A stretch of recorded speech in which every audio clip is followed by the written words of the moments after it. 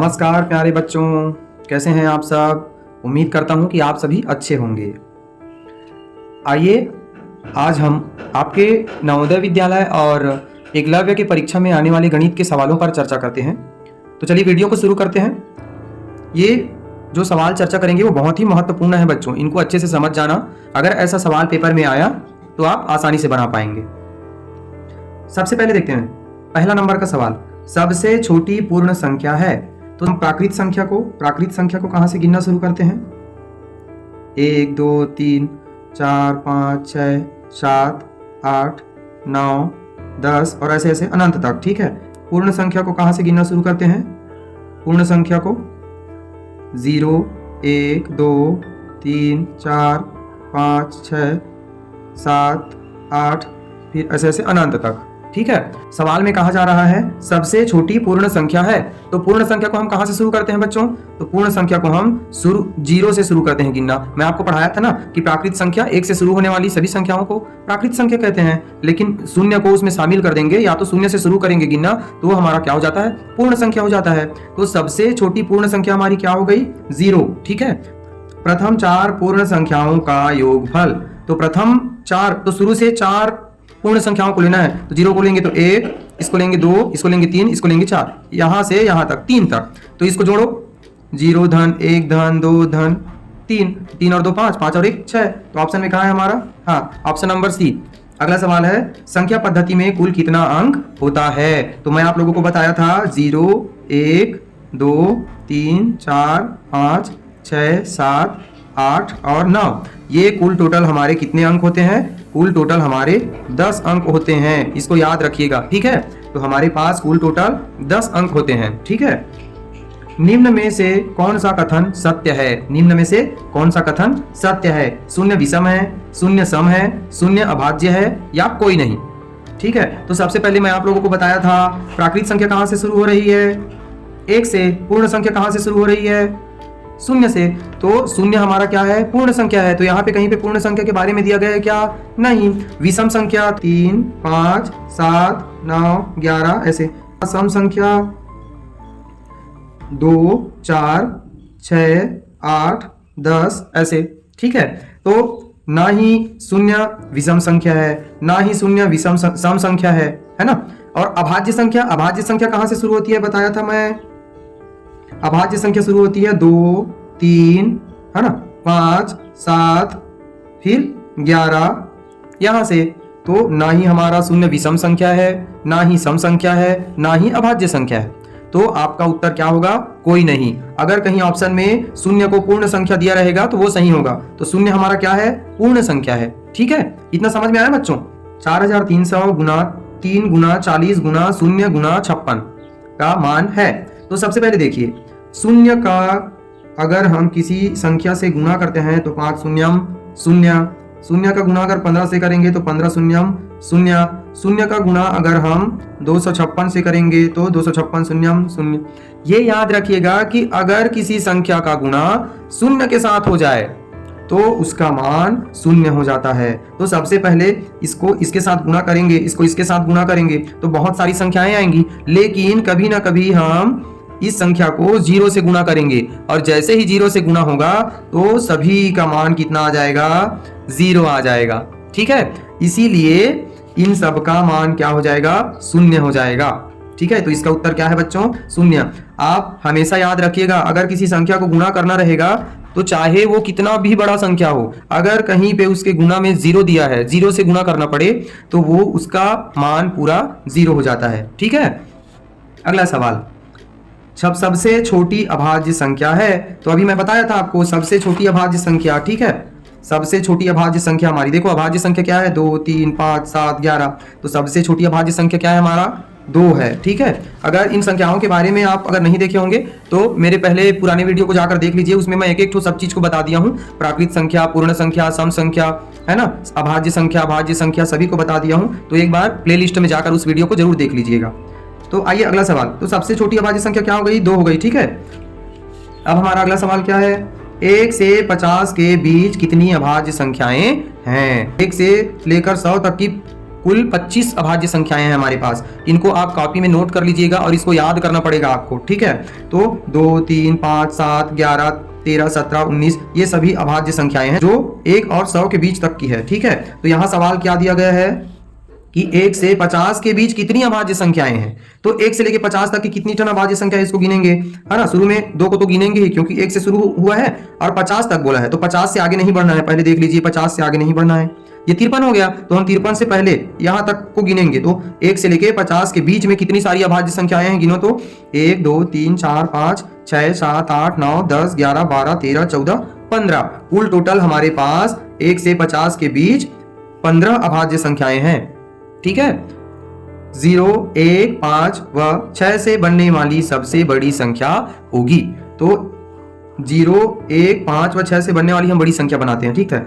तो सबसे पहले इतना याद रखना बच्चों, अगर किन्हीं अंकों का बड़ी संख्या बनाने को कहे और छोटी संख्या बनाने को कहे तो बड़ी संख्या बनाने के लिए याद रखना सबसे बड़ी संख्या को पहले लिख देना है, फिर उससे छोटी संख्या, फिर उससे छोटी संख्या, फिर उससे छोटी संख्या, इस प्रकार घटते क्रम में लिख देना है। तो यहाँ सबसे बड़ी संख्या बनाने के लिए कहा जा रहा है, तो सबसे बड़ी संख्या क्या है इसमें 6, तो 6 को लिख दिए पहले।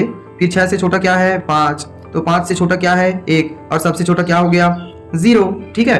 तो इन अंकों को मिलाकर बनने वाली सबसे बड़ी संख्या क्या हो गई हमारी 6510। अब यहाँ पे छोटी संख्या अगर पूछा जाए, है ना, छोटी संख्या पूछा जाए तो क्या करेंगे, सबसे पहले छोटी संख्या को लिखेंगे, लेकिन इस बात का ध्यान रखना कि शून्य को पहले नहीं लिखा जाएगा। क्यों? क्योंकि शून्य को हम पहले लिखेंगे तो शून्य को पढ़ते हैं क्या, शून्य को नहीं पढ़ पाएंगे। शून्य हजार पढ़ेंगे क्या, नहीं पढ़ेंगे ना। इसलिए अंकों में देखना, शून्य को अभी भूल जाओ, अंकों में देखो सबसे छोटा अंक कौन सा है 1 है, तो 1 को पहले लिख लो, उसके बाद फिर 0 को लिख लो, ठीक है। सबसे छोटा अंक कौन सा है 1, आप उसके बाद दूसरे नंबर पर 0 को लिख लो, फिर 5 को लिखो, फिर 6 को लिखो, ऐसे बढ़ते क्रम में फिर लिख देना। तो ये हमारी सबसे छोटी संख्या प्राप्त हो गई। इसको याद रखिएगा, शून्य को पहले बिल्कुल नहीं लिखना है, क्योंकि शून्य को पहले लिखेंगे तो फिर वो 156 हो जाएगा आपका, ठीक है। और हमको बनाना कितना है 4 अंकों का बनाना है। इन अंकों से बनने वाली सबसे बड़ी संख्या हमारी क्या हो गई 6510। कहां पे है ऑप्शन, हाँ ए ऑप्शन में सही है 6510, ठीक है। सबसे छोटी सम संख्या होगी, सबसे छोटी सम संख्या 2 है, वेरी गुड। सबसे छोटी सम संख्या क्या है हमारा 2 है, ठीक है। अगले सवाल में आते हैं। 2 अंकों की सबसे छोटी अभाज्य संख्या है, तो अभाज्य संख्या मतलब 2, 3, 5, 7, 11, 13 और 17, ठीक। तो सबसे छोटी अभाज्य संख्या तो पूछा है, लेकिन कितने अंकों की 2 अंकों की। तो यहाँ ये सब एक अंक का सबसे छोटी अभाज्य संख्या क्या है 2 है, लेकिन बढ़ते जाइए तो आपको पता चलेगा कि 2 अंकों में सबसे छोटी अभाज्य संख्या क्या है हमारी 11, वेरी गुड। तो हमारा 2 अंकों की सबसे छोटी अभाज्य संख्या क्या है 11 है, ठीक है। इसको याद रखना, समझ गए ना। अब देखिए 1 से 25 तक संख्याओं का योगफल होगा। 1 से 25 तक की संख्याओं का योगफल क्या होगा, तो 1 से 25 तक के संख्याओं का योगफल। तो आपको इतना याद रखना है, जितने संख्याओं तक का पूछे है ना उसको लिखना। जैसे 25 तक का पूछा है ना 25 लिखना और गुना में इसको 1 बढ़ा के लिखना। 25 का 1 बढ़ाएंगे तो क्या होगा 25 का 1 ज्यादा 26। अब इनके बटे में 2, मतलब जितनी संख्याओं तक का योगफल पूछेंगे उससे 1 ज्यादा को गुणा कर देना, फिर उसमें 2 का भाग दे देना, ठीक है। तो यहां से इसको काटेंगे तो कैसे कटेगा 2 एकम 2, फिर 2 एकम 2 और 2 तिया 6। तो क्या क्या बच गया हमारे पास ऊपर में 25 गुना 13। अब 13 और 25 को गुना करेंगे तो कितना आएगा 13 पंचे 65 का 5 हासिलाई 6 और 13 दूनी 26, 26 और 6 32। तो कितना आया हमारा उत्तर बच्चों 325। तो आंसर में देखो 325 कहाँ पे है, हाँ ऑप्शन नंबर डी हमारा राइट उत्तर होगा। 1 से 25 तक संख्याओं का योगफल 325 है। इसको याद रखना, जितने संख्याओं तक का योग पूछेगा उसके साथ उसका 1 ज्यादा करके गुणा करना है और 2 से भाग दे देना है, ठीक है। प्रथम 15 विषम संख्याओं का योगफल एकदम सरल। कभी भी विषम संख्याओं का योग पूछे लगातार तो 2 बार उसी को आपस में गुणा कर देना, ठीक है। कितने विषम संख्याओं का योग पूछा है 15 विषम संख्याओं का, तो 15 गुना 15। 10 विषम संख्याओं का पूछेगा तो 10 गुना 10। 13 विषम संख्याओं का पूछेगा तो 13 गुना 13, ठीक है। कभी भी विषम संख्याओं का योग पूछे तो उसी को 2 बार गुना कर देना है। तो चलो हम 15 को गुना करेंगे। 15 पंचे 75, 75 का 5 हासिल 7, 15 एकम 15 और 7 22। क्या हो गई बच्चों 225। कहाँ 225, ये बी ऑप्शन हमारा सही हो गया, ठीक है। आगे बढ़िए। निम्न में से कौन से अभाज्य संख्या है, तो कौन से अभाज्य संख्या हैं? देखो 91, तो 91 तो पहाड़ा में आता है। 93 आता है क्या? हाँ 93 भी आता है। किसके पहाड़ा में आता है? तो आता है 31 के पहाड़ा में। 31 तिया 3 एकम 3 और 3 तिया 9, 31 के पहाड़ा में आ गया।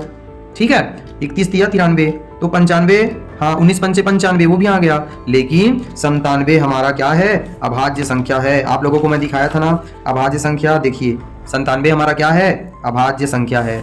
ठीक है, तो ये हमारा उत्तर होगा। अगला सवाल देखिए, 16,08,13 को लिखा जाता है। तो 16 लाख और 800 बोल दिया, हजार में कुछ बोला है क्या? नहीं बोला है। तो पहले देखिए इकाई दहाई को देखिए 10 लाख तक है कि नहीं? इकाई दहाई सैकड़ा हजार 10,000 लाख 10 लाख। ठीक, अब यहाँ देखिए 16 लाख है, हजार में कुछ नहीं बोला है तो हजार की जगह में 0 दिख रहा है। 800 बोला है तो सैकड़ा में 8 होना चाहिए, तो हमारे सैकड़ा में 8 है। 13 बोला है तो दहाई और इकाई मिला के 13 हो गया, तो यही हमारा उत्तर हो गया। ठीक है, 16,08,13। अगला सवाल, 50 तथा 90 के बीच की सभी अभाज्य संख्याओं का योग। 50 तथा 90 के बीच, तो 50 को नहीं लेना है और 90 को नहीं लेना है। क्यों? क्योंकि इन दोनों के बीच की संख्या को बोला जा रहा है। तो सबसे पहले 50 तथा 90 के बीच में कौन कौन सी अभाज्य संख्या है उसको पहले चलो देखते हैं। तो 50, हाँ ये यहां से लेकर 50 से 90 तक, 90 तक कहाँ है? 90 तक यहाँ 89 तक, 97 90 से बड़ा हो जाएगा। तो इन सभी संख्याओं का योग पूछा जा रहा है, तो इन सभी संख्याओं को आप योग करके देख लीजिए, उसका उत्तर आएगा 635। ठीक है, इन सभी का अगर हम योग करेंगे तो उसका आएगा 635। आप जोड़ के देख लीजिएगा। ठीक है, उसके बाद 1 से 20 तक सभी सम संख्याओं का योग। 1 से 20 तक सभी सम संख्याओं का योग क्या हो गया?